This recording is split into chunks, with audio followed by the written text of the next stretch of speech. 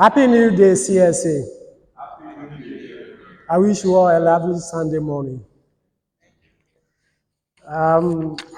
Before I give the lesson sermon of the day, let's hear this quotation once again from Roy Eugene David. It goes this way.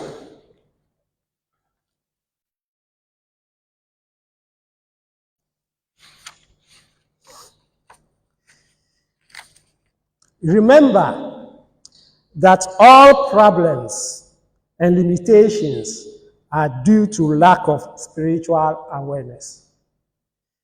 Improve your understanding of your real self in relationship to God. Remind yourself that you are in this world to awaken in God and express your knowledge and abilities. Today's topic is cultivating your awareness.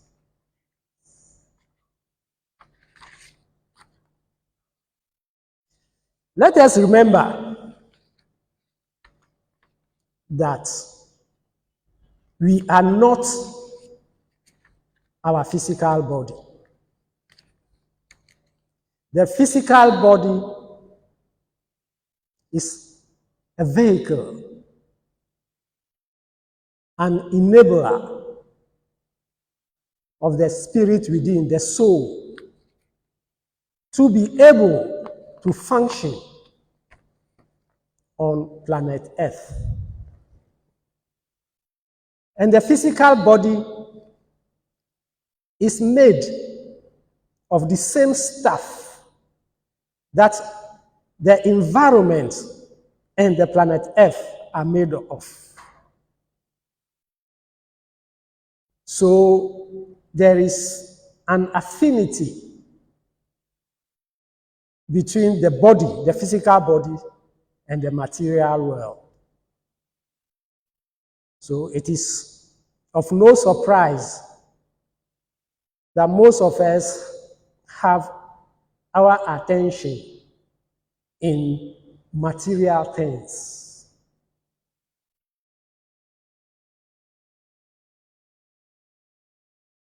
The material stuff of which the body and the earth or the planet is made of is consciousness manifesting grossly. In other words, it's a gross manifestation of consciousness. And God is fine or subtle manifestation of consciousness. Let me put it this way. Instead of using God, let me use spirit. It's a subtle or fine manifestation of consciousness. Right. The spirit, our soul, which animates this body, feels, senses, acts, and gets feedback from the environment or material world through the senses of the body, the 5 senses of the body. This is why mostly our attention is drawn outwards.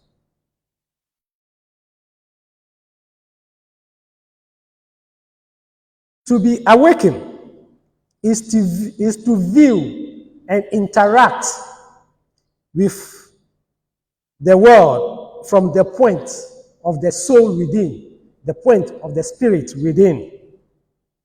To have your attention always drawn outward and stay hooked there is to dream. It's completely in a dream state because it is not real. Keep changing all the time. Once we are here now, today, now, present time, and you know once we are here, we must live somehow. If it is so, why don't we live the highest way possible? Because there's nothing you can do about it. You must live. So, as much as possible, it is a must that we should make the best use of it by living the highest way possible. It is time that we stopped moving through life in a dreamlike trance. And instead, let us navigate life with our eyes wide open, fully awake, and take charge of our actions. I believe that all of us here are awakened to some degree. All that I'm saying is that let's deepen that degree, that experience, so that we become fully aware of ourselves and our environment. So long as we are alive, we will experience pain and challenges. We cannot run away from them. No way. Every action or inaction on our part, either negatively or positively, impacts our life. The good news is that we have the choice to perpetuate these experiences. God is not responsible for our predicaments. Natural laws are there to remind us of our purpose anytime we go off the target. So there is a need to avoid, minimize, and manage these experiences. We need to live with awareness. To live with awareness, in other words, in a state of in an awakened state, we need to consciously live from the point of spirit. But we find it difficult to do that. Why should it be so difficult for us to live from the point of the spirit within us, since we are spiritual beings?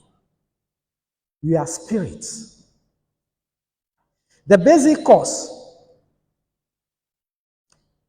is our karma, which we have accumulated over various incarnations, and in which we are still accumulating in this very incarnation.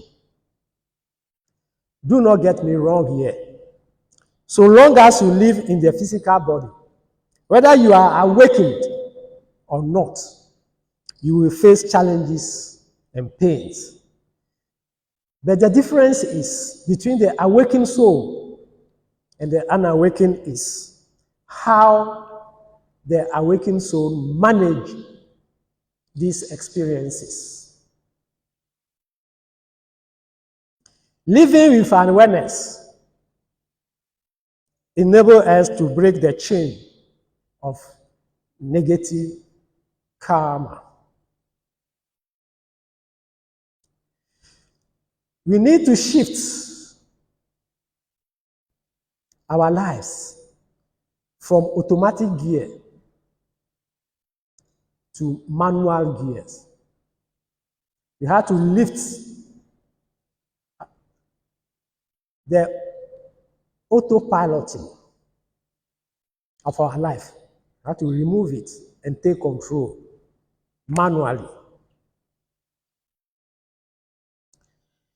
It is only then that we can break the karma and stop the vicious cycle. To awaken and live with awareness, we must endeavor to live our life in the now, one day at a time, not in the past, not in the future, but in the present, in the now.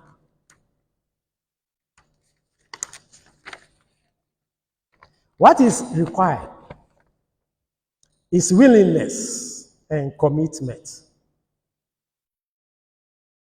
Most of us lack the will and the commitment to apply principles that are taught here.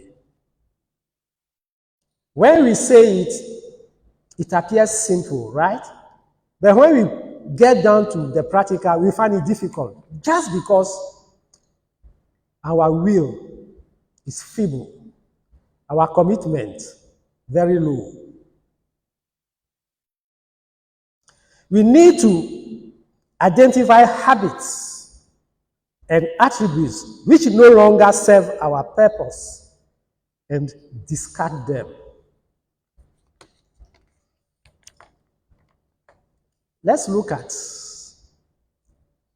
a few practical ways that we can actually break these negative karma, these negative actions and reactions that are affecting us.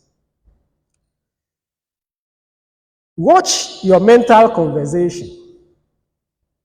What we often think of reflects as our circumstances. Unfortunately, most of the time, the conversations that goes on in our mind is about things we don't want. Have you noticed that? It's about things that you don't want, that you keep thinking about. We become so much engrossed in these thoughts that we unintentionally back them with our emotions and forcefully project them into our life or into our world. So, we need to learn to be aware of our mental conversation and change them to what we want in our life.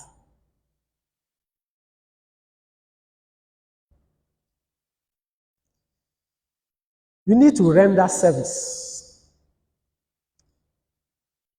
Help people without any ulterior motive. Once you expect to be rewarded, now or later, when helping somebody, you are no longer helping that person. What you are doing is business or an investment. If you are helping somebody for a return tomorrow, then you are not helping the person. It's a business transaction you are conducting. Learn to give freely. Putting all your hope on somebody or situation is a recipe for disappointment and bitterness. Just trust God and surrender to Him.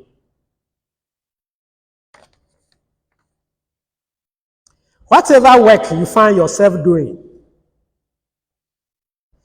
do it to the best of your ability and knowledge.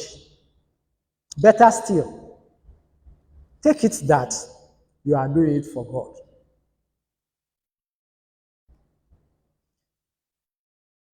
Whatever situation you find yourself in, always endeavor to be happy. Because happiness does not depend on external factors. Learn to harness joy and happiness through meditation. Learn to invoke that joy at will When experiencing challenges, pains, learn to be in contact with the self-generating joy that we experience when meditating.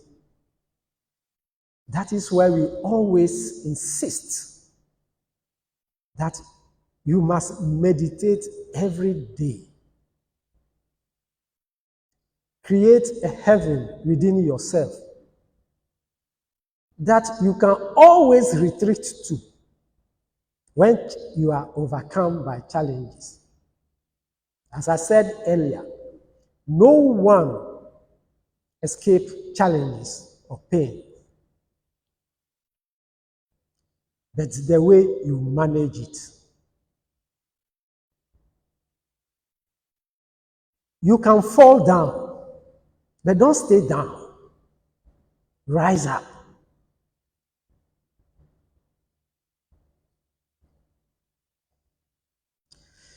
No challenge is permanent. It always passes away. Mostly, we prolong the resultant pain long after the actual event has passed by allowing the mind to replay it over and over again. You know, the ego enjoys that. The thing has passed long. The pain itself has gone. Now, you keep replaying it in your mind. You need to be alert or aware to put a stop to that. Never dwell in the past. The past is not real. Anything that has happened becomes an event. Unfortunately, we carry these events to the present, where it is perpetuated by the ego and the mind. And the mind keeps creating several scenes of the same event until sometimes you become an emotional wreck. The resultant effects are anger, sadness, mood swing, inferiority complex, stress, depression. The actual event ended long ago because it's in the past. Then we bring it to the present, replay it, several versions of it, and see that the whole being is worked out.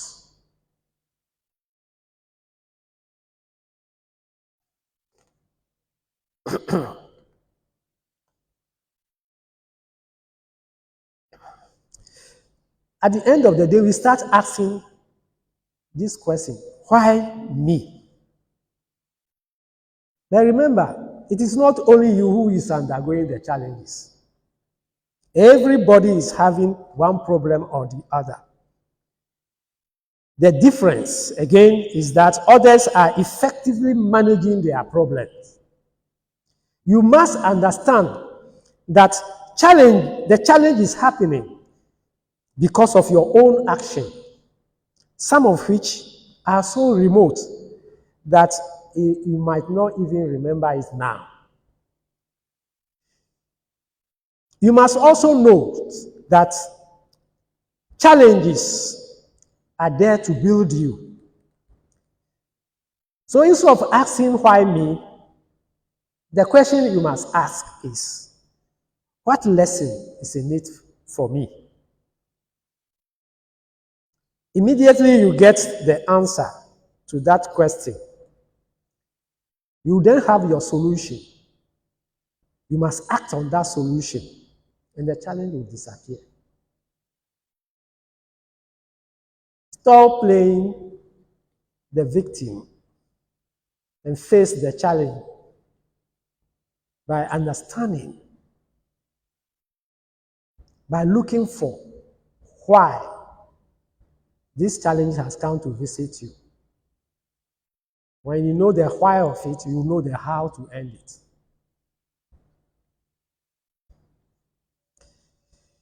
You must forgive yourself. Forgive people. Forgive your circumstances. Forgive your environment. Forgive your past. We must be content with our lives. We must learn to surrender to God. Forgiveness frees us from the past. Contentment frees us from the present. And surrendering to God frees us from the future. Let me repeat. Forgiveness frees us from the past. Contentment, to be content with what you have now, free you from the present. And when you surrender everything to God, you are free from the future because God takes care of all.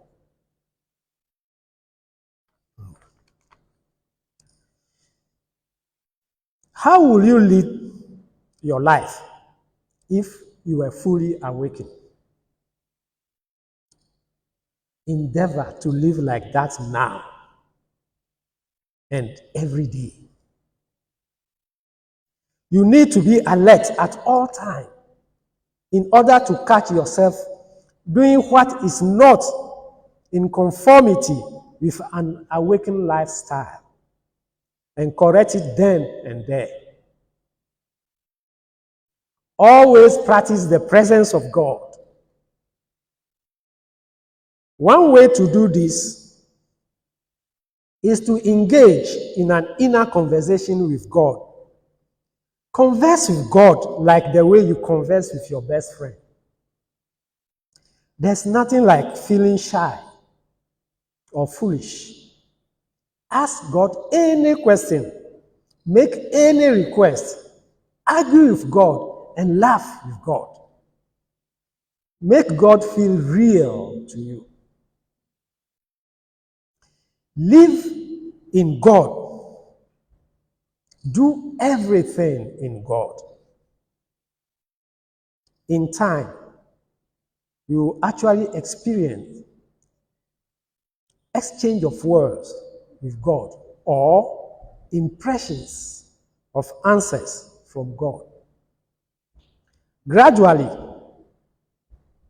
you will work out your bad karma and start living by grace. Namaste.